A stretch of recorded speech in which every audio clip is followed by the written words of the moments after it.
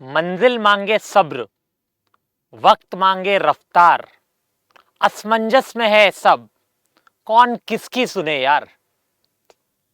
Hello everyone, welcome to Textbook Banking channel. I am Aditya Ashtikar, your mentor for English language.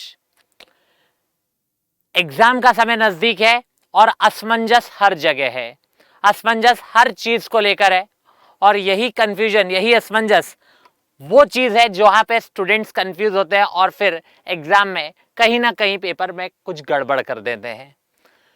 ऐसी ही एक असमंजस जो हर student के mind में होती है वो है क्या करेक्ट सीक्वेंस है, what is the correct sequence to attempt questions and specially in English. क्या कोई सीक्वेंस सच में है या हम जैसा आ रहा है वैसा कर सकते हैं। See basically you can do whatever you want, but the best part is कि अगर आप सीक्वेंस एक फॉलो कर पाए, if you can follow that it will be helpful for you. क्या हो सकता है वो सीक्वेंस, लेट्स फाइंड आउट।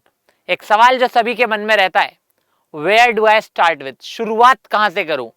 पहला क्वेश्चन जो आ रहा है उसी को देख के उसी को जो भी आ रहा है समझ में वो कर लूं, और should I create some different strategy, should I work on some different strategy? And my answer to all those students who have such confusion in mind is always start English with one liners. Yes, you heard it right, one liners. Most probably ऐसा हो सकता है कि exam में आपके सामने पहले reading comprehension आ जाए, मे बी पहले कुछ और आ जाए, पैराजम्बल आ जाए, मे बी क्लोस्टर्स आ जाए, मे बी कुछ और हो, बट आई विल सजेस्ट कि उन क्वेश्चन जो भी सामने आ रहा है उसके मैं फंसो नहीं। Better would be to start with one liners. The question arises one liners, वो क्या होता है।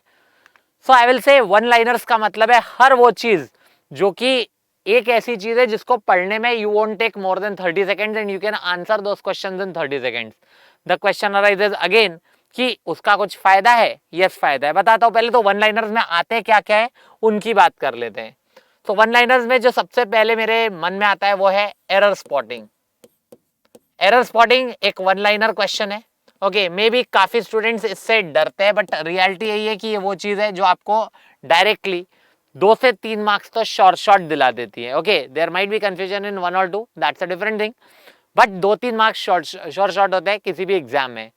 Always start with one liners. One liners में आपको जो सामने दिख जाए वो आप ले सकते हो, ये सब वन लाइनर्स के कंपोनेंट्स रहेंगे।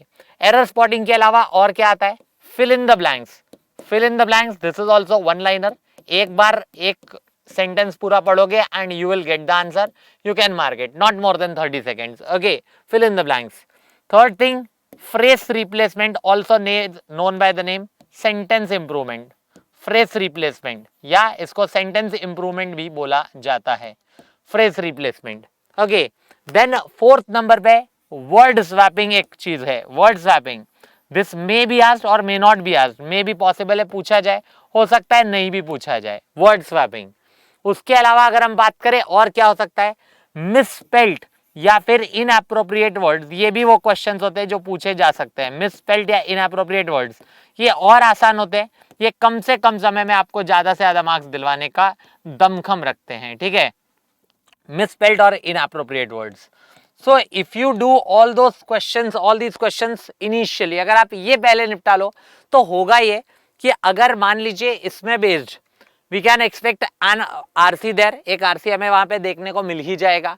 आरसी रहेगा 7 to 8 क्वेश्चंस का। ओके, 7 to 8 क्वेश्चंस का। क्लोज टेस्ट आया तो 5 मार्क्स का क्लोज टेस्ट रहेगा, या पैराजम्बल भी रहा तो 5 मार्क्स का रहेगा।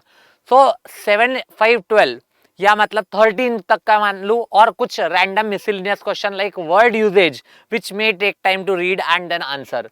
तो तकरीबन 15 मार्क्स यहाँ पे ऐसे हैं, 15 क्वेश्चंस या 15 मार्क्स ऐसे हैं जो कि आपके थोड़े टाइम टेकिंग होंगे, बट ये मिलके इनमें से हो सकता है 3 ही कुछ पूछे जाए, but they will comprise around 15 marks. अगर हमने ये 15 क्वेश्चंस कर लिए, if we solve these 15 questions initially, time जो लगेगा वो शायद 7 से 8 मिनट लगेगा, उससे भी कम, शायद 7 से 8 minute. And now we have ample amount of time, 7 से 8 मिनट हमने दे दिए। Now we have around 12 minutes, 12 to 13 minutes left, और 12 to 13 में हम बचे हुए वो 15 जो कि कह सकते हो पढ़ के सॉल्व करने वाले। उसमें भी इफ आई से जो वन लाइनर्स के अलावा नेक्स्ट जो आता है वो आता है क्या, RC, that is reading comprehension, जिसमें अनसीन पैसेज की बात की जाती है। रीडिंग कॉम्प्रिहेंशन है ना, you are provided with a paragraph and then you are provided with some questions based on the same, है ना। Reading comprehension. तो reading comprehension that is RC, unseen passage के क्वेश्चन। इसमें भी सिनोनिम्स एंटोनिम्स होते हैं। इफ मान लो कि ये पहले रखा था सबसे स्टार्टिंग में, तो आप आगे बढ़ते वक्त एक काम कर सकते हो, you can go for the synonyms antonyms question straight away, वो डायरेक्टली किए जा सकते हैं, उसमें कोई टेंशन नहीं है, उनके लिए सीक्वेंस का इंतजार करने की जरूरत नहीं है। अगर आपको पहला ही क्वेश्चन जो है आरसी दिखा, आगे बढ़ते हुए वो वन लाइनर ढूंढते हुए जब जा रहे हो, if you find any synonym antonym, directly passage में एक बार रिलेट करके देख लो, दिख रहा है और वहां पे पता चल रहा है, इजीली आंसर हो रहा है तो कर लो। एंटोनिम्स में most probably elimination will help with help of that sense, या तो सेंस के थ्रू, या फिर मे बी की ऑप्शंस एलिमिनेट आराम से हो जाते हैं डायरेक्टली, कि ऑड वन आउट टाइप का बना के आप एक निकाल लो, बात खत्म।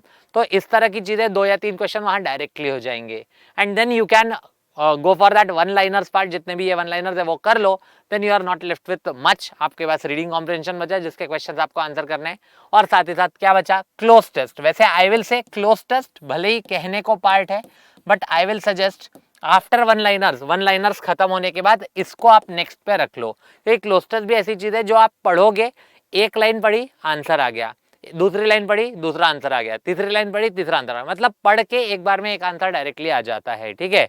तो it doesn't take time, 30 seconds max for each question. तो ये आप पहले कर लो, and then you can go with this, ठीक है, first this and then this.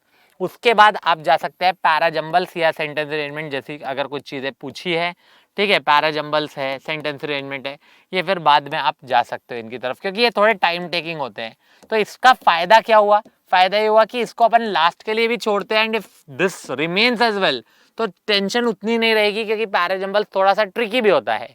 आप इसमें अगर 1-2 फर्स्ट और कह सकते हो कुछ पेयरिंग आपने ढूंढ ली तो भी आपका काम हो जाएगा, तो भी आपके वहां से 5 में से नहीं तो भी 2 क्वेश्चंस या 2 मार्क्स इजीली स्कोर हो सकते हैं 1 मिनट के अंदर अंदर। समझ में आ रही बात? That is how you can save time and you can invest maximum time in the most you can से प्रोडक्टिव क्वेश्चन। जो प्रोडक्टिव क्वेश्चन जो आपको रिजल्ट देंगे, जो आपको एक्यूरेसी आपकी बनाई रखेंगे, वो सब चीजें पहले हो जाए तो बेस्ट रहेगा। Then you can be you can solve these all these question जो मिसलेनियस पार्ट में बच जाते हैं, मोस्टली वर्ड यूजेज ही बचेगा, या match the column by chance आ गया तो वो सब आप लास्ट में कर सकते हो। सो ऑर्डर आई विल से again, one liners first, okay, always go with one liners first. कोशिश करो ये सब मॉक्स में जैसे ही दोगे ना आपको पता चलेगा, इसकी आदत बनानी पड़ती है, नथिंग एल्स। वन लाइनर्स जिसमें ये सब आ जाएंगे, इनमें से जो भी आ रहा है you can solve this first once you are done with this. Then उसके बाद क्लोज टेस्ट जो है उसको आप दूसरे नंबर पे रख सकते हो, ठीक है। I will keep this as the first one liners 1, ठीक है, cloze test 2, and then followed by you can say अगर आरसी और पैराजंबल्स ही बचा और कुछ नहीं बचा है तो थर्ड नंबर पे आरसी कर लो, ठीक है, एंड पैराजंबल्स को लास्ट पे रख सकते हो। मिसलेनियस जो आ रहे हैं वो आप कर सकते हो, लास्ट के लिए रख सकते हो, मोस्टली इसको लास्ट ही रखना है, ये लास्ट होना चाहिए पैराजंबल्स, ओके, लास्ट में। This can be second last and then other. इससे होगा ये कि आप जो आपका टाइम दिया हुआ है 20 मिनट्स, उन 20 मिनट्स को बेस्ट वे में यूटिलाइज कर पाओगे। एंड बिलीव मी, अगर आप ये मॉक्स में ट्राई करोगे, mocks are all about trial, है ना, जितना ट्रायल एंड एरर करोगे आपको पता चलेगा आपका पोटेंशियल कहाँ है। तो ट्रायल एंड एरर करो, you will get the maximum result, maximum output, okay. So that's it for this short session. Thanks for watching, we'll meet again in such short videos. Till then, keep watching, keep learning, and all the best.